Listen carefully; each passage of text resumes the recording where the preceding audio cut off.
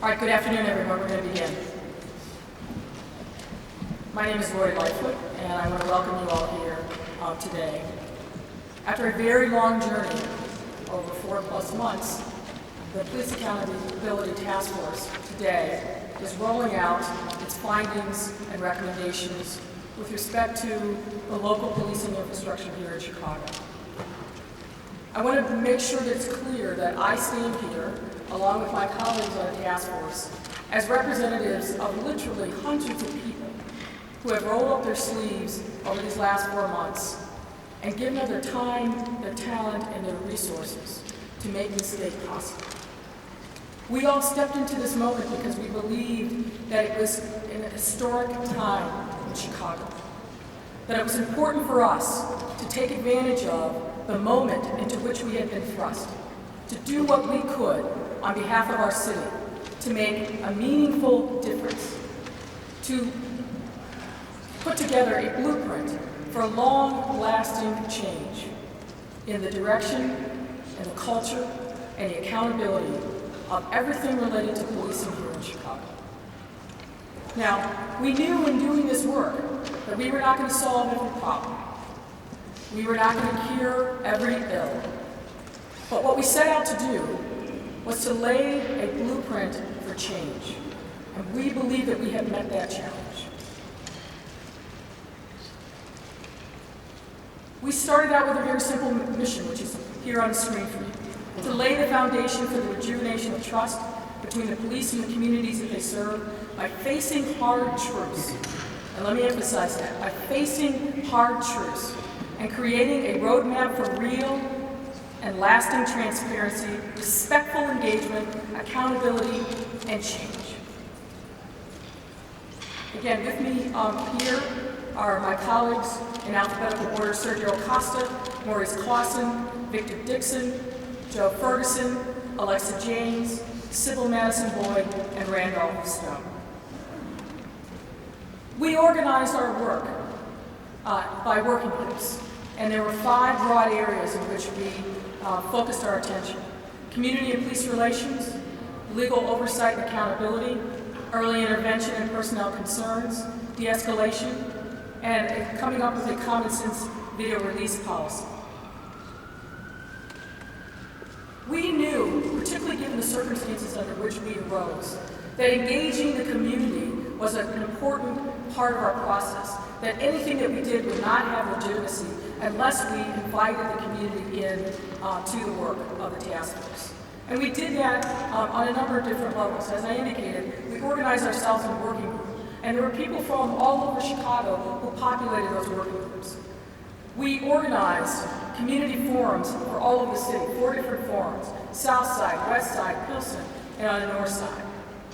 As a part of the working group process, we conducted more than 100 interviews of people here in Chicago, local experts, community activists, and people nationwide who we believe would provide us with important insights into the issues that were the focus of the task force. We reached out to 95 different community organizations, 63 different elected officials, and of course, we reached out and embraced the faith community here in Chicago. And I want to talk to you for a moment about what we heard from the community and what we heard from the police, because it very much was in front and center in our minds as we were doing our work, and it very much informed our work.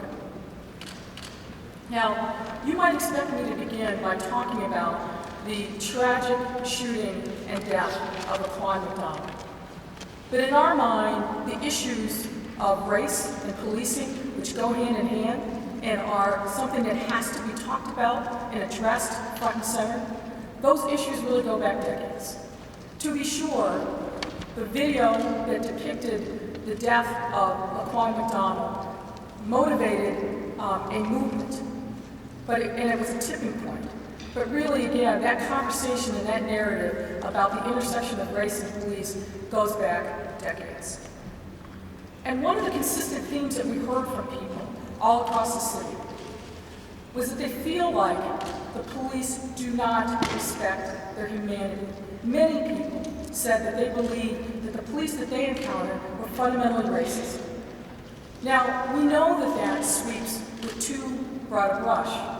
However, the pain and the anger and the frustration that people across this city have articulated to us, articulated in other forums on social media and protests in the street is something that has to be understood, has to be respected, and has to be embraced if we are ever to move forward in a positive direction from this moment.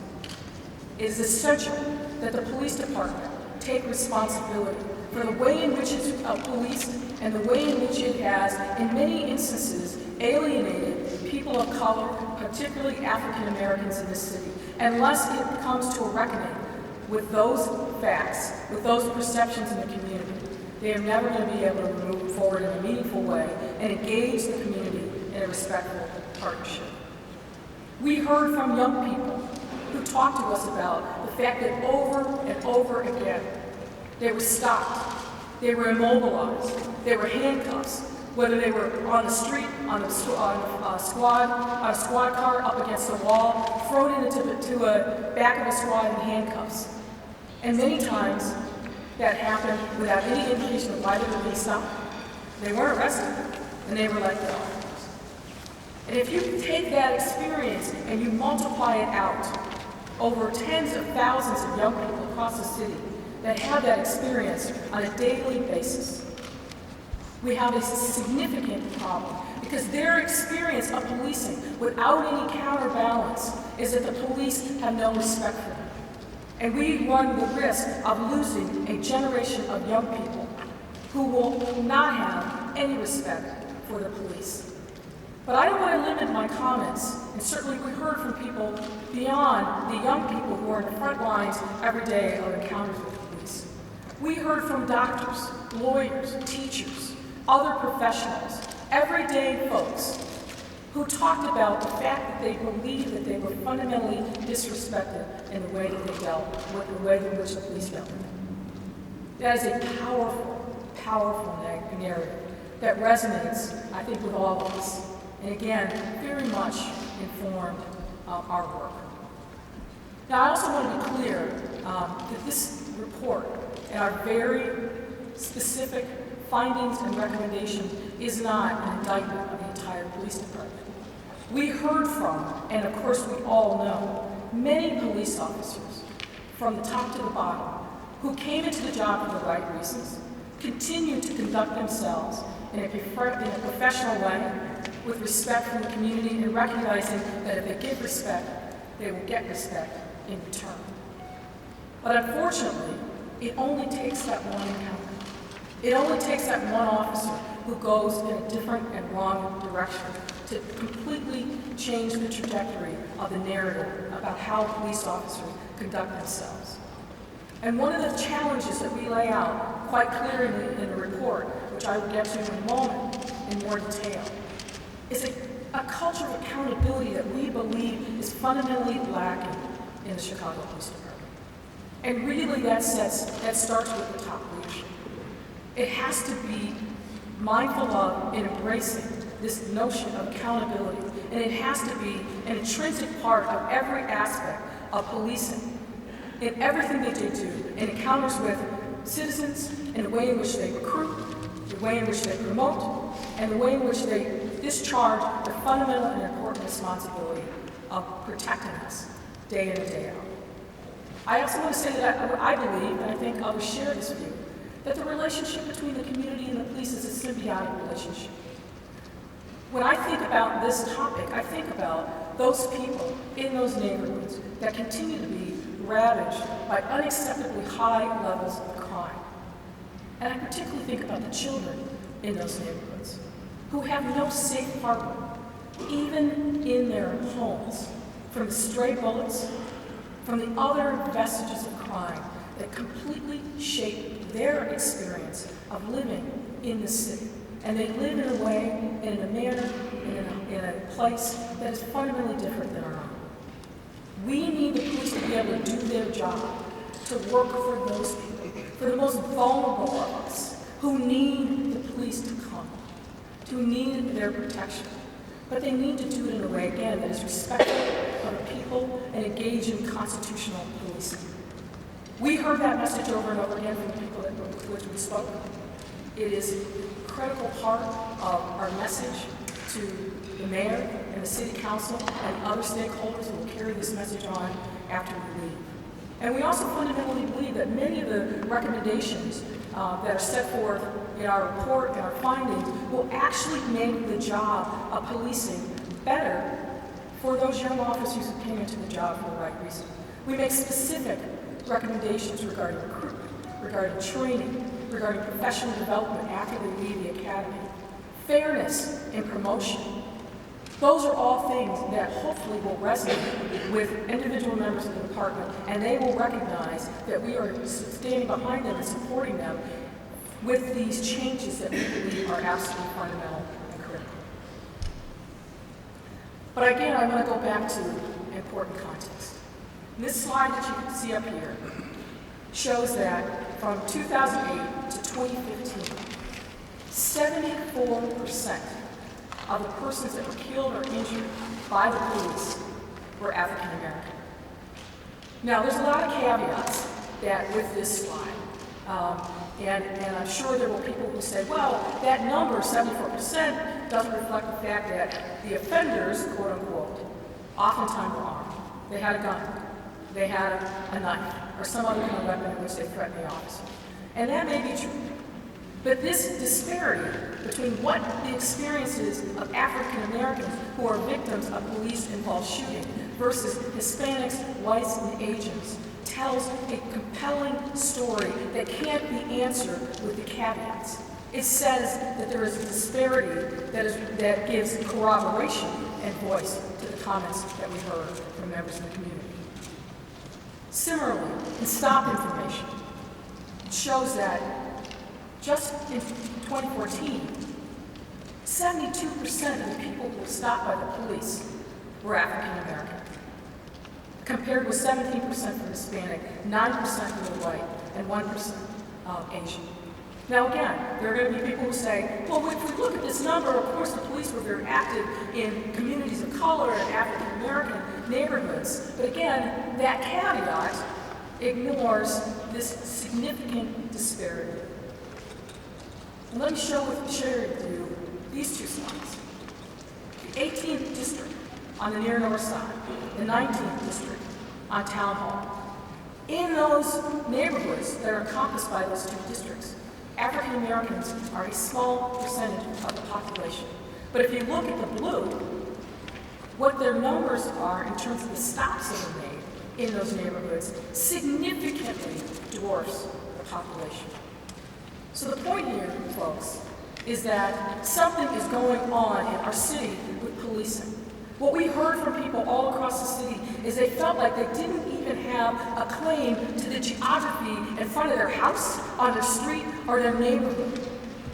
And if you are an African American young man, the chances of you being stopped multiple times in 1 year are significantly high. Wes Scobie, a professor at Northwestern, did a study in 2015 where they sat down and they talked to people all across the city and asked them about their recollections over that last 12 months of their encounters with the police. 70% of the young African American males said that they were stopped at least one time in that month. Now, some of us will get stopped occasionally for speeding or do something else. But what we're hearing from those young voices is that they have no ability to walk down the street, drive a car, without the high risk of being stopped by the police no matter where they are. That is a problem that has to be addressed. And it is fundamental to restoring the trust between the community and the police. Let me talk for you a moment about our findings. There are several overarching findings that we believe are important for folks to know. We said many times over the course of these last 4 months that we are going to speak some hard truths, that we are going to identify things in our report and our findings that maybe aren't known or had not been said before in writing. And we have done that. And let me share with you a few of them. I alluded to these earlier. Fundamentally, we found that there's an absence of a culture of accountability within the Chicago Police Department. That problem starts and has to end with the CPD leadership. Clearly, the collective bargaining agreements, which we'll detail, and it's detailed in our report, are an issue. But I want to go back to the leadership. People have made the collective bargaining agreements the bogeyman, and there are clearly provisions in those collective bargaining agreements that must be changed. But the collective bargaining agreements also leave a significant amount of space for the leadership, if there is a will and there's a desire to do things to change the culture within the police department. And we can't just accept the excuse that we can't do that because of the collective bargaining agreement, because that is fundamentally not correct. We found that there is no effective or systemic management tool for addressing problem officers, for intervening with them at the earliest possible stage. And that is a completely missed opportunity. And again, has nothing to do with the collective bargaining agreement. The disciplinary systems are ineffective. They are opaque. And frankly, they fundamentally only benefit those bad officers who want to exploit the system. And they hurt the good officers who are doing their job the right way. And clearly one of the things that we found, and the community told us that in the loudest voice, is that right now there is no effective way for the community to be involved in the oversight of the police, to give specific voice to the things in their neighborhood that they feel are important, and we must change that as well. Recruitment. Right now, we obviously know that we live in one of the most segregated cities in the country. We recruit from those segregated neighborhoods, young men and young women to come into the police department. We recruit them from neighborhoods where they may not have had any experience with anybody who was different from them, whether they are black, whether they are brown, or whether they are Asian. And we put them into the police department, and we provide them with some training, of course, and then we tell them, go out into the midnight shift in the most dangerous neighborhoods in the city and beat up police. Well, that makes no sense, of course. We need to make sure that we are equipping our young men and women who sign up for the privilege of being a Chicago police officer with all the tools that they need to be able to be effective in their job. And that effectiveness goes beyond simply fighting crime. It is fundamentally clear to us that the police will never be effective if they do not have a relationship with the community, if they do not understand that the values of community policing absolutely must be a part of every part of police strategy and action. And yet, when those young people come out of the academy, they have very little cultural literacy. They are not provided with the tools they need to understand who in those neighborhoods are the good people, the stakeholders, the folks who are going to make a difference, who are the change agents, who can join with them to fight the crime and address the problems that need to be addressed in those neighborhoods. And we have to change that. The training, too. While there have been some steps that are being made by the police department to engage in procedural justice and constitutional 21st century policing, a lot more needs to be done. And let me spend a little bit more time on the issue of training. You all heard that the mayor and the police department announced a few months ago that they were going to equip a huge number of officers with tasers. Well, we spent a lot of time in the last couple of months over the police academy, and they were doing taser training in the hallways of the academy because they didn't have sufficient space or resources to do the training someplace else in the right way. The police academy is a 1970s building that is archaic, that is cramped, and it can barely accommodate the training that's being done right now today.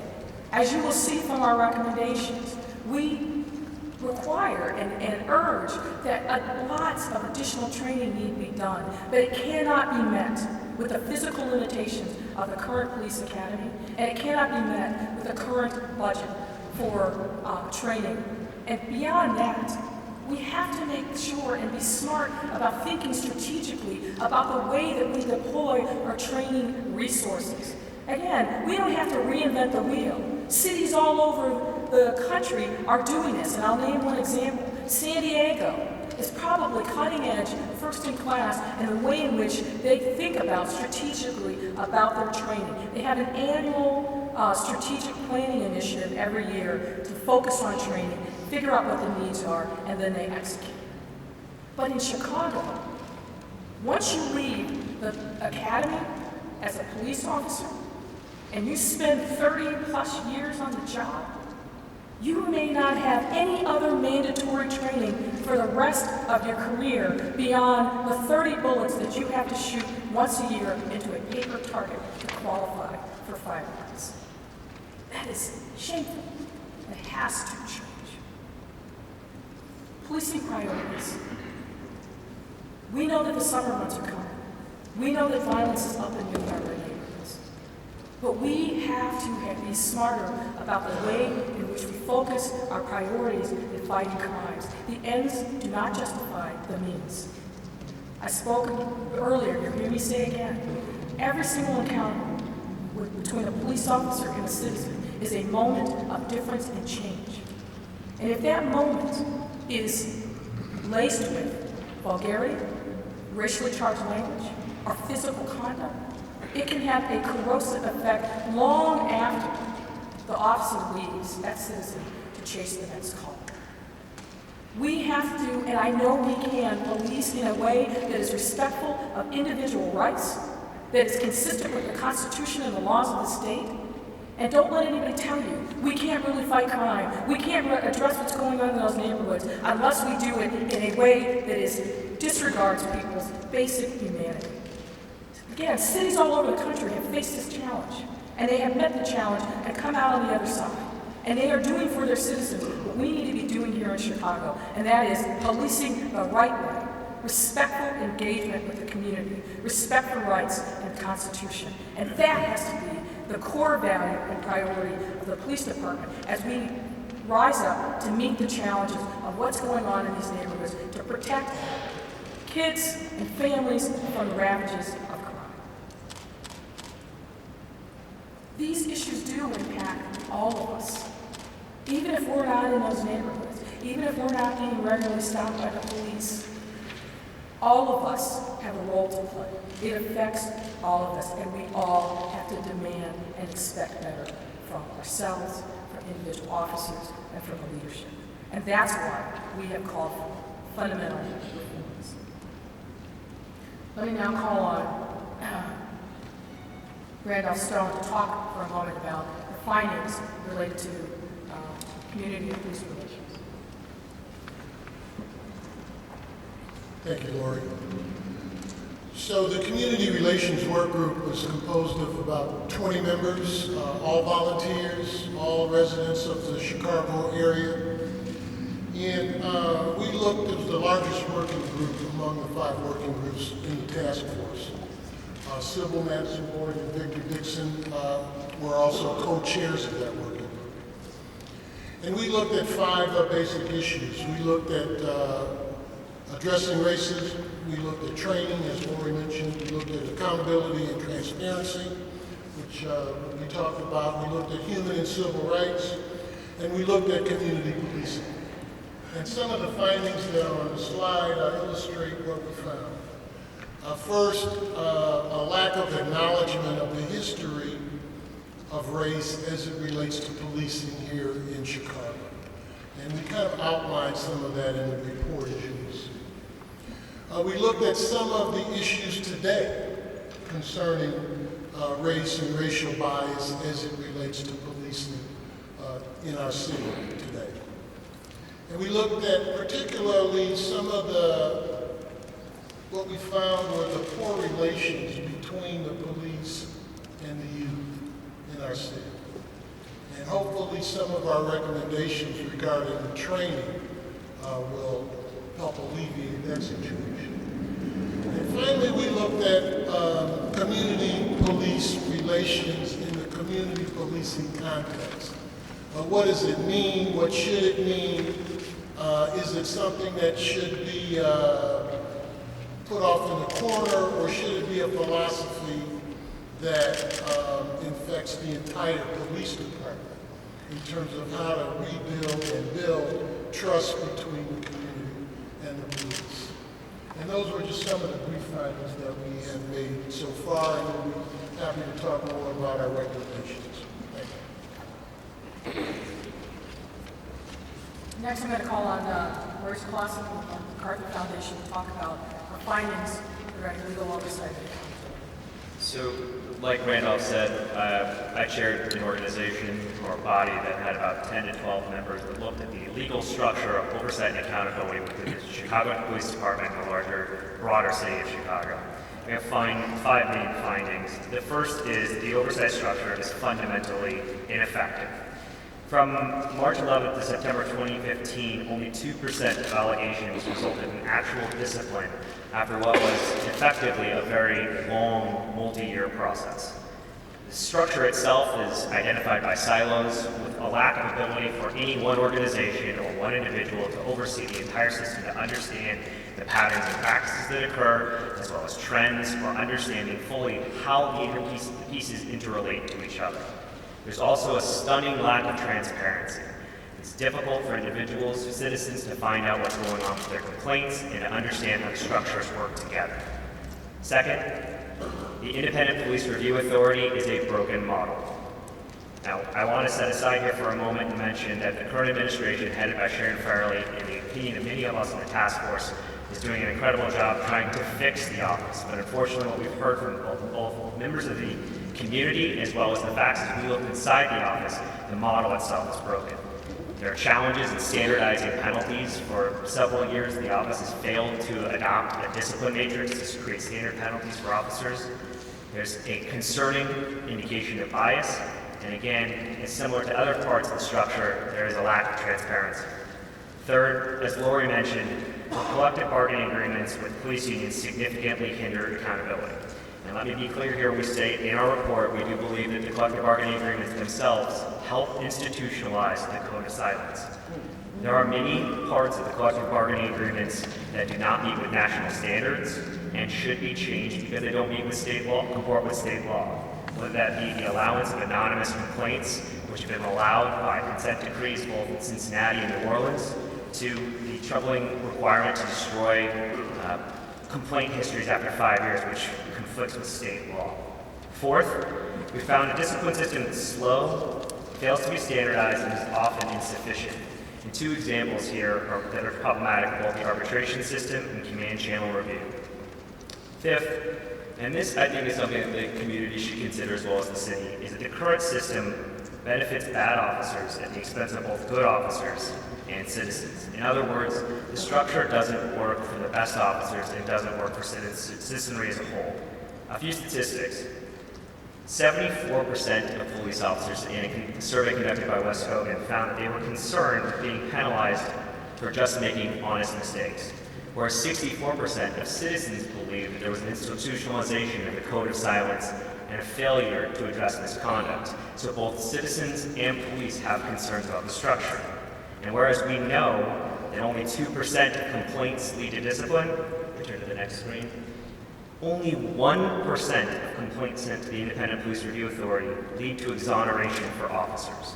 So even good officers are not receiving the benefit that they should from a wholly effective and transparent system. Turn to the next screen. An example of the arbitration system that we found very problematic. In disciplinary actions in 2015, in total, arbitrators reduced or eliminated discipline in 73% of cases, after what is often a multi-year process. So in other words, the system is slow, it's ineffective, and in the end, it works for very few people. One of the other areas, obviously, that we spent some time on is looking at early intervention and personal concerns. How is that functioning currently within the police department? And here again, we found a general absence of a culture of accountability.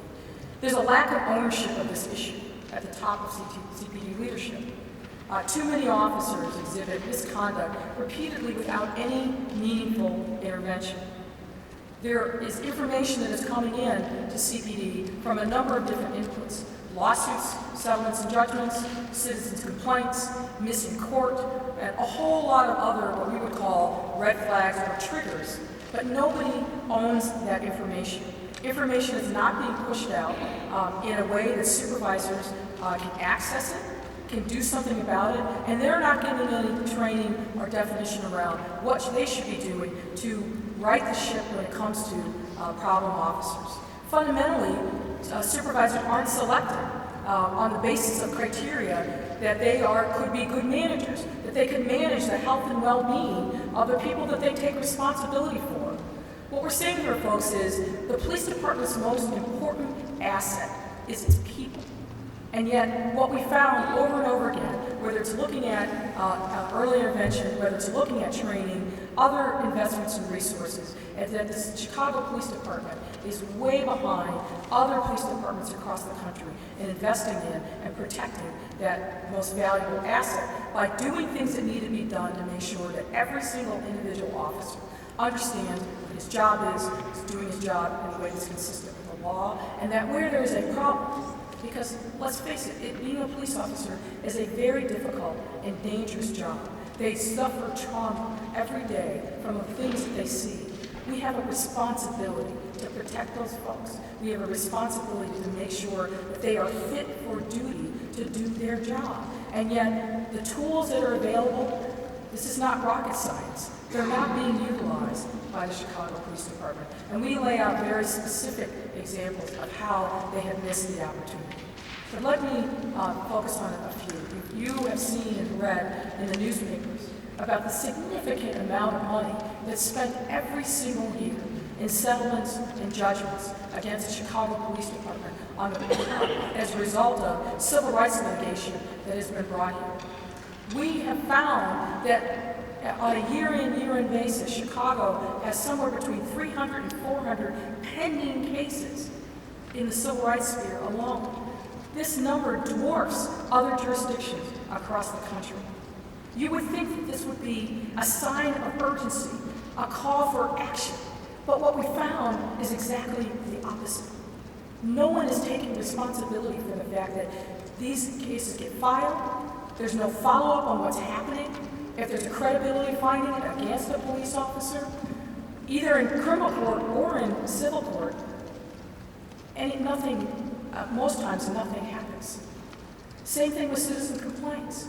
No one is taking ownership of the fact that there are scores of police officers, let me show you another one, in which there are huge numbers of citizen complaints every year and nothing is being done with it. That process, that disciplinary process, has been outsourced to IPRA and to the Bureau of Internal Affairs, but it has not been systematized within the police department to address these clear red flags and problems.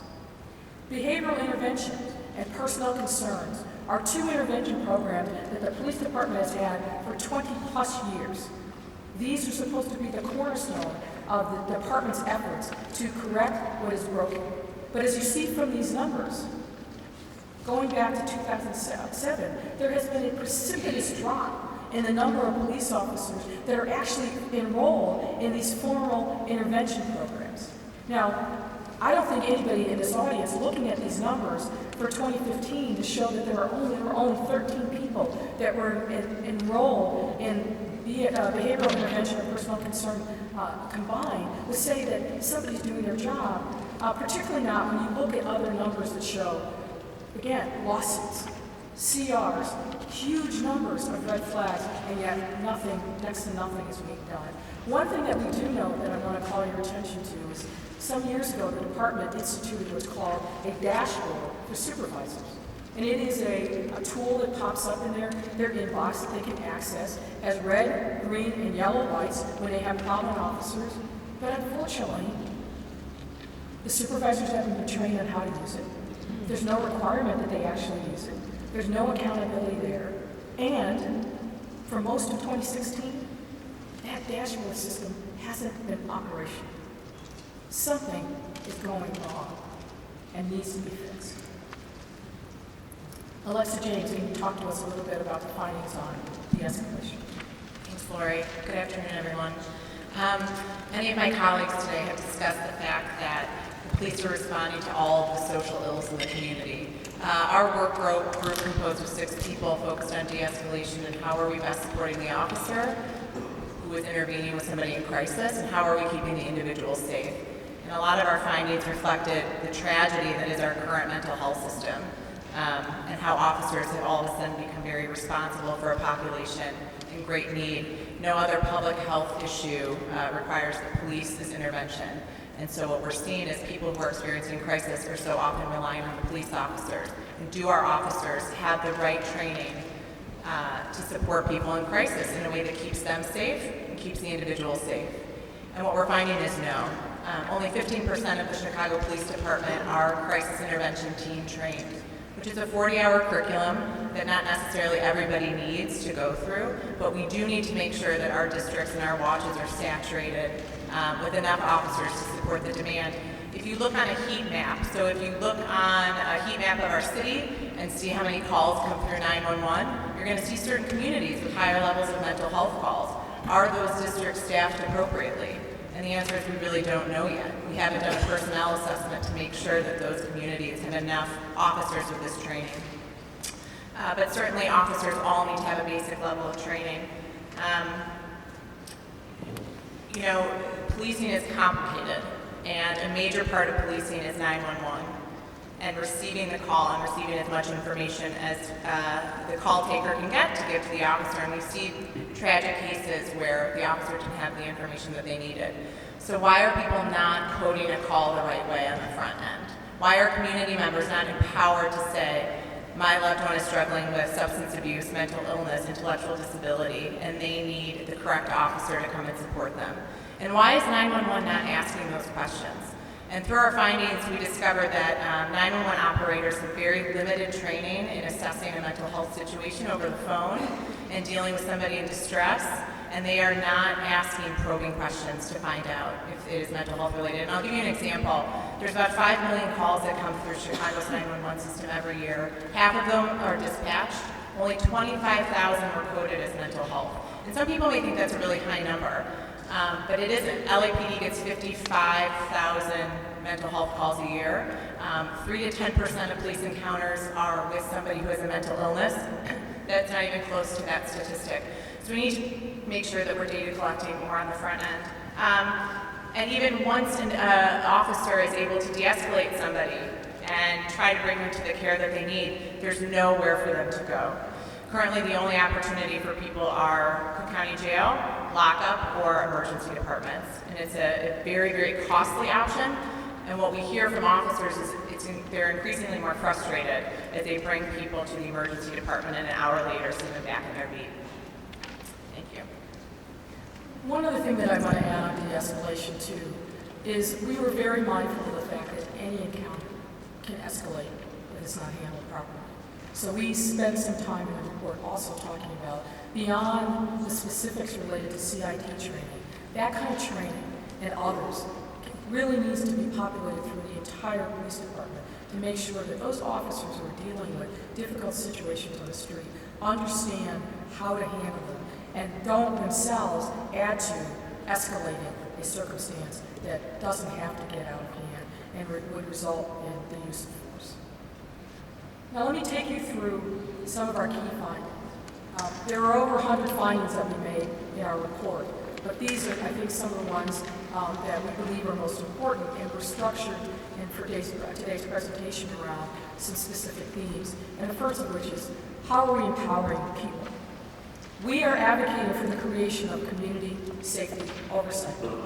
We believe that that board should have a very specific role in directing and receiving information about the activities of the Chicago Police Department.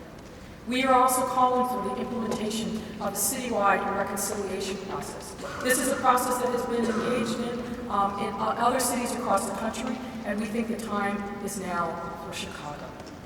We think that the CAPS program, as much as it had some staying power and stay, really has lost its resonance, lost its legitimacy, and that we are recommending that it be replaced instead with community empowerment engagement districts that will more ably bring community into the conversation with district commanders and district personnel around policing needs in their neighborhoods. We want to invest in beat-based policing, and we of course believe that there needs to be a recommitment to the promotion of constitutional rights and attorney access and know your rights training.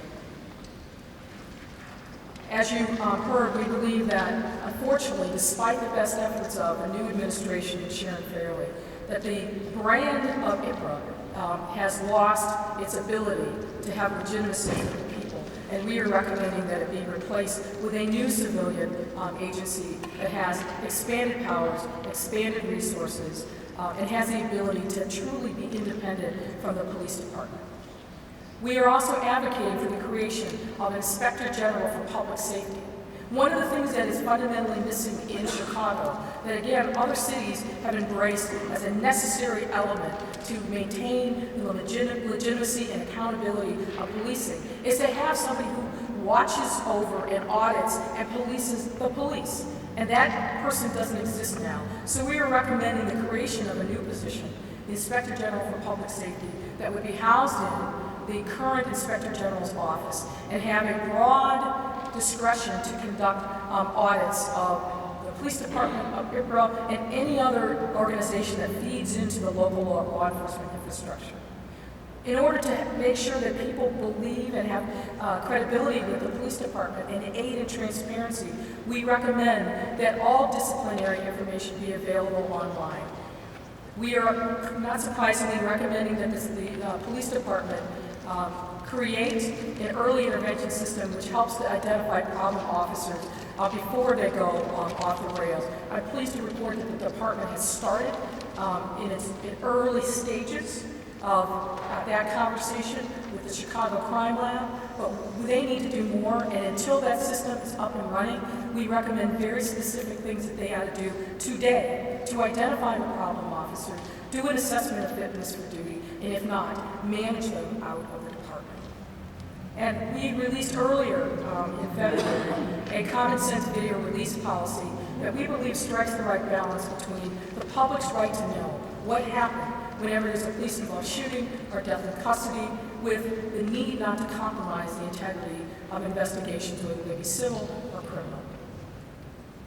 We take on and challenge the department to dismantle the code of silence. And here you can see on the screen the root causes or the inputs that we believe institutionalize and entrench the code of silence.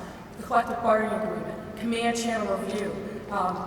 We need to rethink the supervisor's role and give them real power and authority and accountability to handle the day-to-day responsibilities of police officers beyond the crime stance. And we think it makes sense to create a hotline for police officers to be able to anonymously report misconduct. It's a very hard thing when police officers are taught from day one in the academy that their partner is the most important relationship in their life, and that they rely upon their partner to save them, to say to that person, you need to turn in your partner.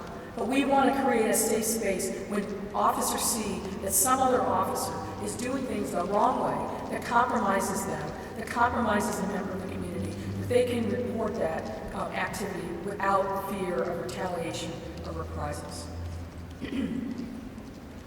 With respect to de-escalation, there's a great need to enhance the resources that are currently available and create a mental health critical response unit, establish a smart 911 system, and expand the crisis intervention teams and officers who have that training.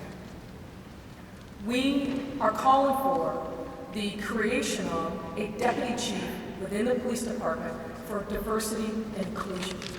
We can't get what we need to get right on a range of diversity issues and address racial bias or unconscious bias unless there is somebody within that police department who owns responsibility for that function. This is not a new concept.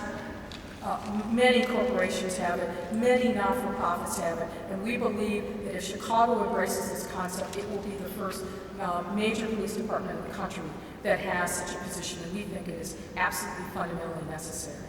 We have to reinvest in training and doing things that we can incentivize and reward good police. You've heard me talk earlier about the needs of the police academy. They are great, and that has to be addressed. And we've got to fix the career ladder so that officers believe that they actually have a fair shot at moving from one rank to the next. And it's not who you know, it's actually what you know in your brain and what experience that you have and the commitment that you bring to the job that is going to be the measure of whether or not you have the ability to serve as a supervisor in the police department. Next steps. Our work is done. Today, the work of the task force is over. We are passing the baton to all of you. Many people over these last few months have asked us, well, what are you going to do to make sure that your recommendations get implemented? How can you be confident that the mayor and the city council will heed your call? Well, we have confidence because of you. We call upon all of you who have walked this journey with us, or those of you who may have been on the sidelines, to join us in this mission. Some of you have heard me tell the story. My 8-year-old daughter recently had a project at school where she had to pick a hero. And she chose for her hero Shirley Chisholm. Now, I think many of you in the room are hopefully old enough to remember Shirley Chisholm and how she profoundly changed the notion of empowerment for women and people of color in the political landscape. And one of her most famous quotes, I will paraphrase, and it became the centerpiece of my daughter's presentation. And that is, you can't make progress by standing on the sidelines. You can only make progress by standing up, rolling up your sleeves, and implementing ideas. What we have done today in our report, we have memorialized a blueprint for change. And we call upon all of you to not be on the sidelines, but to roll up your sleeves, embrace these ideas, and be a champion for the change that we all need in this city. I want to end by thanking a number of people. We got to this place, not just because of us, but by a number of people, many of whom are in this room, who stood with us, who worked long hours and supported the work. I want to thank the Chicago Consulting Alliance and their fabulous executive director, Brian Faves, for being there at day one and standing up with us and helping us move forward. I want to thank our project manager, Lisa Faves, without whom we would not be standing here today. I want to thank Carolyn Briscoe and her team for the incredible work and support that they did in helping us realize our vision of community engagement. And there are many, many other people that I want to thank, but I fundamentally want to thank my colleagues here for the privilege of working with you, sometimes arguing with you, but working with you all in the name of moving forward and making progress in this city. There's much more work to be done, friends, and we hope that you will hear the call, take the challenge, and move forward with all of us. Thank you. We'll take questions.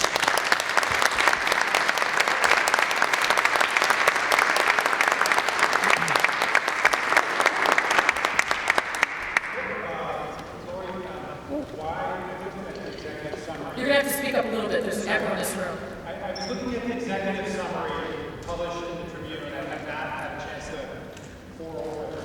You should look at the executive summary that's actually in our report, that is the task force's report. I will do that.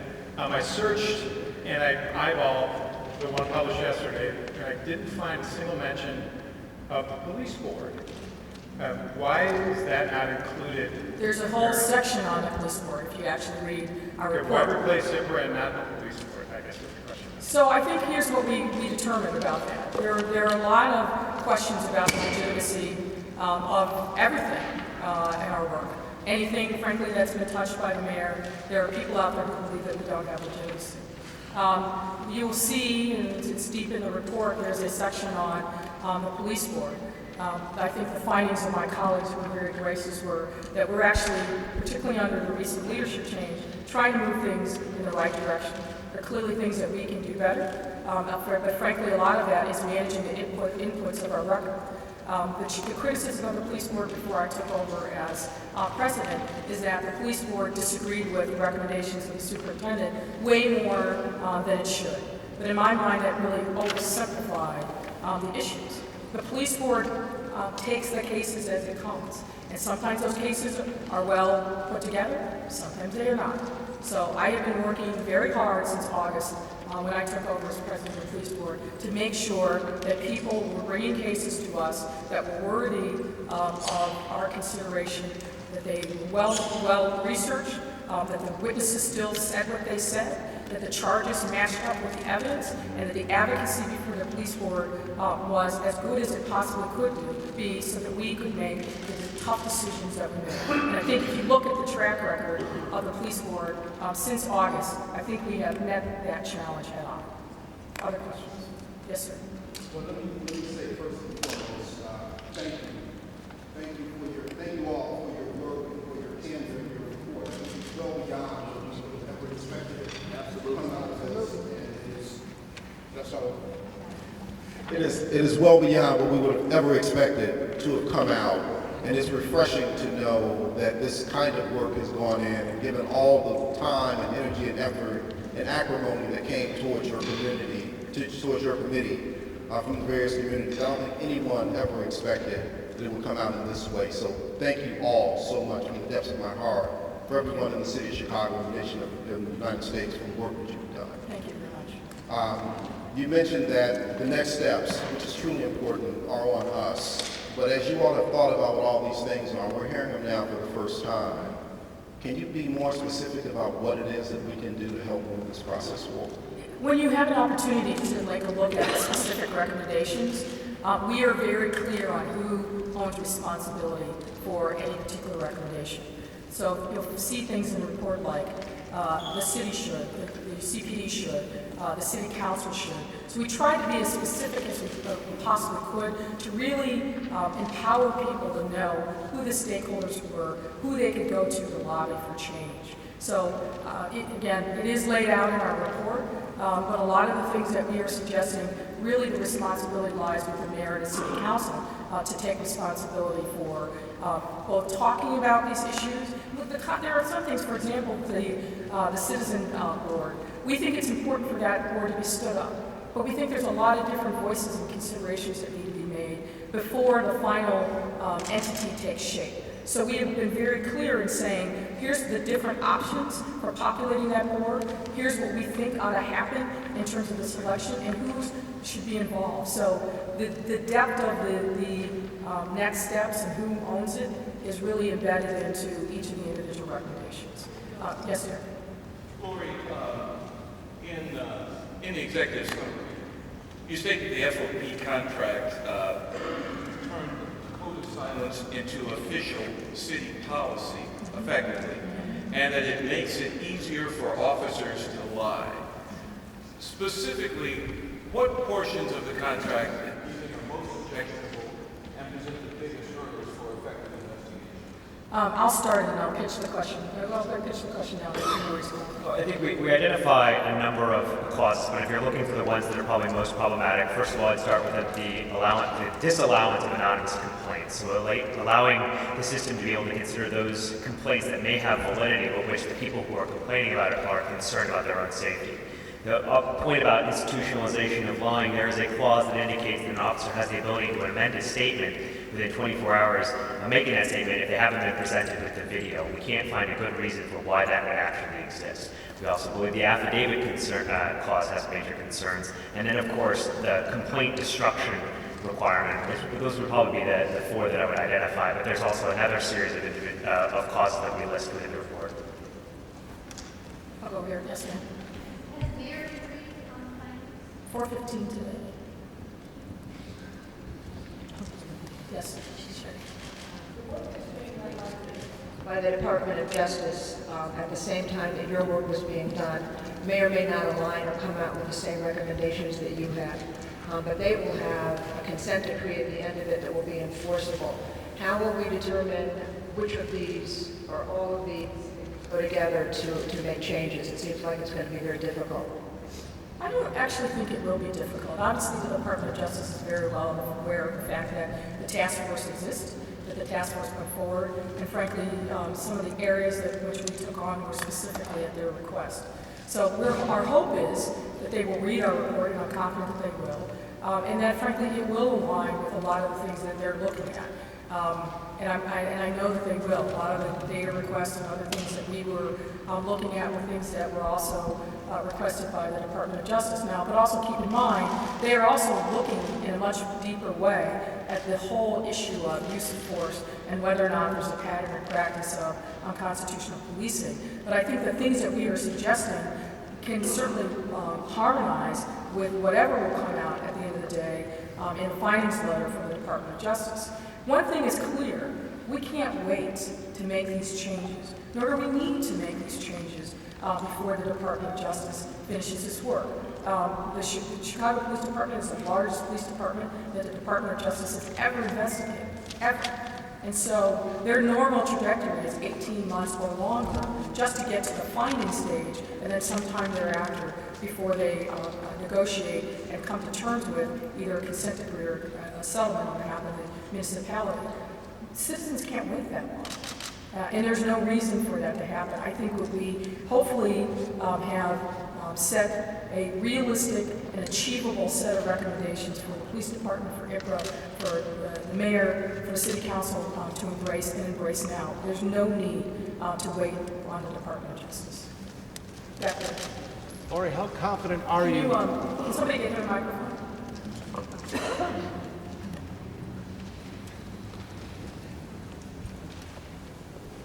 Thank you, Terrence. Go ahead, Charlie. Lori, how confident are you that the same mayor and city council who disregarded the police board recommendation on the choice of a police chief will accept the recommendations of your task force and even implement those recommendations? I'm so surprised that somebody asked me that question. I had to do it. Yeah, I knew it was coming from somewhere. Look, I think the circumstances are completely different. And let me say this about the police superintendent. Obviously, and some of my board members are in the audience today, we took our responsibility very seriously. We went through a very rigorous process to get from 39 to 3. But at the end of the day, the relationship between the police superintendent and the mayor is one of the most important cabinet relationships that the mayor is going to have. The public is going to hold the mayor, and rightfully so, responsible for the actions of the police superintendent.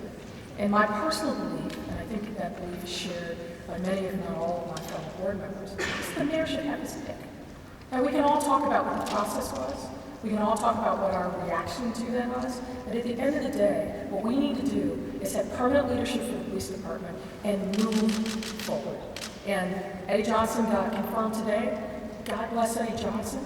We all need him to be successful and do his job and spur morale, get people focused on fighting crime, but doing it in the right way. And that's what I support. Yes, sir. Yeah, I have a two-part question. A multi-part question? Two-part.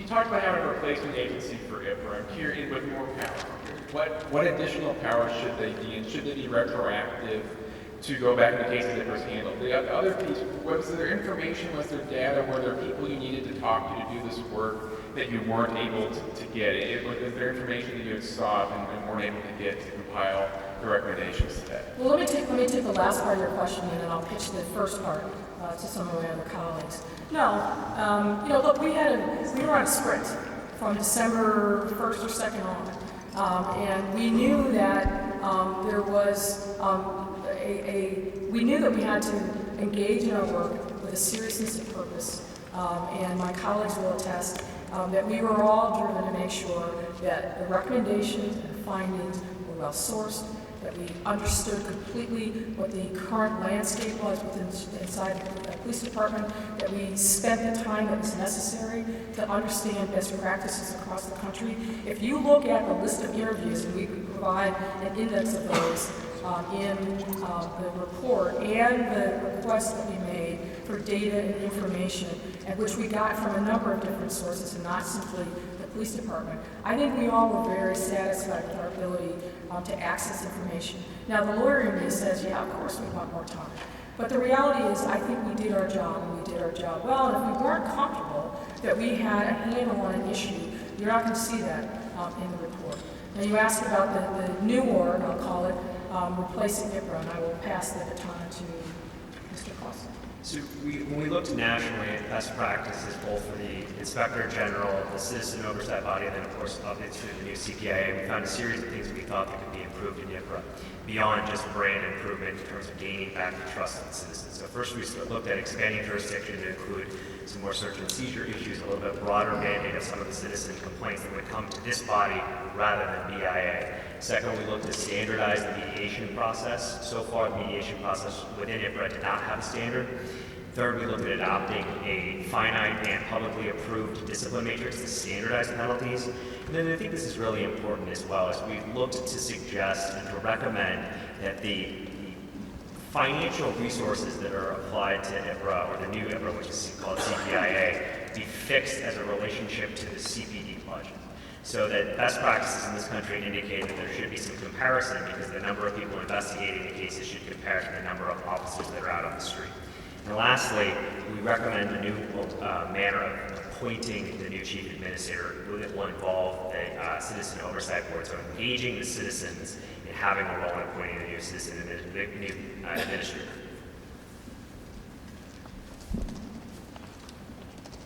Go ahead. I want to ask a similar question you had asked before, but differently. One of the reasons why the police board was created in 1960 was in response to the Somerdale scandal. And what we've essentially just seen now is avoiding the use of the police board once the mayor has taken a pick. How does that sit with you and members of the task force who are supposed to be creating a new structure that is supposed to be governing essentially how the mayor and the police force work together with the citizenry? Well, just to expand the point, the Somerdale scandal brought O.W. Wilson to Chicago, who eventually became the police superintendent. And the police board, convened at that point, which didn't exist, by Richard A. Daley. He wanted to avoid the residency requirement, so he created the police board. And lo and behold, the chairman of that Somerdale commission, O.W. Wilson, was picked as the police superintendent. I'll go back to what I said before. It's very important that the mayor have comfort with the person who is the police superintendent. It's a relationship that is going to go through stresses and trauma, and the mayor ought to have what he wants. But then we ought to hold him accountable to make sure that the person is doing their job. I think that's what's important. As far as the task force, I really do think it's apples and oranges. And when you dig into the details of our report, and I hope you actually, the reporters out there, will read beyond the press release or the executive summary. That's a little bit of a challenge to you. I hope you'll dig into the details. We were very mindful of the fact that we have a narrow window of time in which to make this moment worthwhile and for change to come. I think as you get into the details of the report, what you're going to find is we made it very hard for folks to ignore what we're saying. I don't think that's going to happen. This is an historic time. What we've seen in the level of activism, not just among young people, but the conversation among people really all over the city, from all walks of life, is focused on this issue and this question of the need for change. What people saw and what it was ignited in them when they saw that horrific video of Laquan McDonald was that something had gone terribly, terribly awry. And that we couldn't say this was an anomaly, that this was just one rogue officer. What we saw and what people told us across the city was this opened up fractures in the relationship between the community and the police that go back decades. Now, absolutely, there have been task forces before, and we cite many of them going back to the early part of the former century. But I think this time is different, and it will be different if we pick up the mantle and if we move forward in an uncompromising way and demand that the political stakeholders in this town, the civic leaders in this town, understand that there has to be a new day. That's why we spoke in such a bold voice. One person that I neglected to thank today is former Governor Paul Patrick, who's been a senior advisor to us. He challenged us every step of the way to be bold.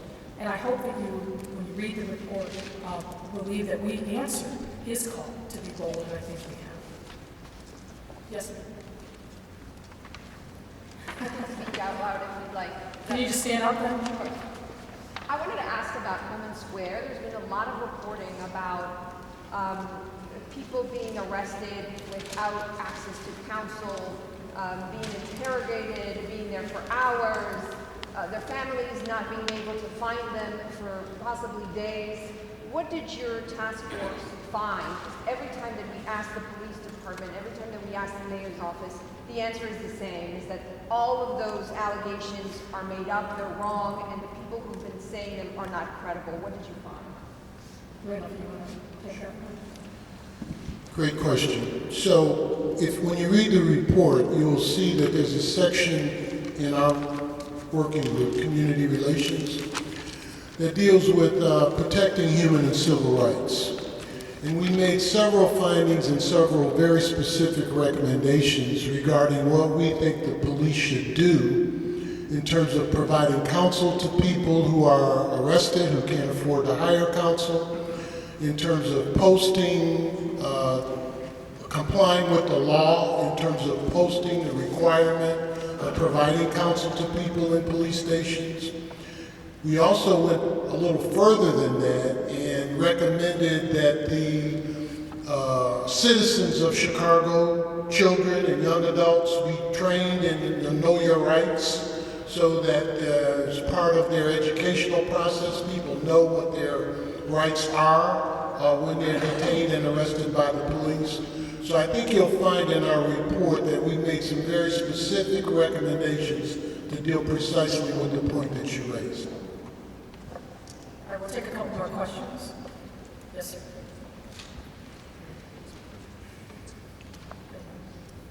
So one of the recommendations that you made pertained to the release of video on a more timely basis.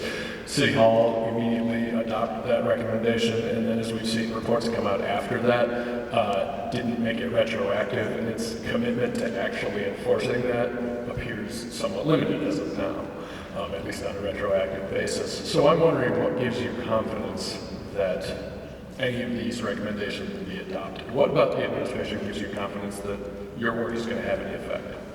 Sir, do you want to take it?